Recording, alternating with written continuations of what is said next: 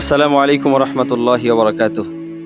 আলহামদুলিল্লাহ ওয়াসসালাতু ওয়াসসালামু আলা রাসূলিল্লাহ। প্রথমে শুকরিয়া আদায় করছি আল্লাহ রাব্বুল আলামিনের দরবারে, যিনি আমাদেরকে রমাদানুল মুবারক দিয়েছেন।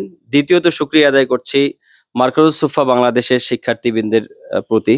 আমার প্রিয় শিক্ষার্থীবৃন্দ, আপনাদের বিশেষ বিশেষ দৃষ্টি এবং আপনাদের বিশেষ আমানত, রমজান প্রজেক্ট নিয়ে আমরা কাজ শুরু করেছিলাম। আমাদের প্রিয় দুইজন বোন এবং শিক্ষার্থীরা অংশগ্রহণ করেছে। আমরা গতকালকে এই প্রায় না ৮০,০০০ টাকার মতো আমরা এখানে কিছু ক্রয় করেছি। ওইদিকেও আছে, গত রাতেও দিয়েছি, আরো এক জায়গায় দেওয়া হয়েছে।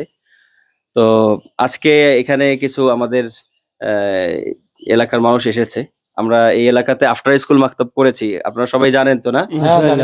এই মসজিদে আফটার স্কুল মাকতাব স্কুলগামী বাচ্চাদের জন্য মাকতাব বন্ধ হয়ে গিয়েছিল।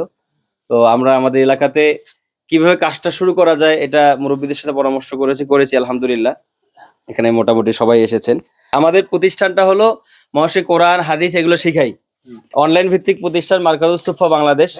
এটা আলহামদুলিল্লাহ 1 বছরের মধ্যে সারা পৃথিবীতে এটা ছড়িয়ে যাচ্ছে।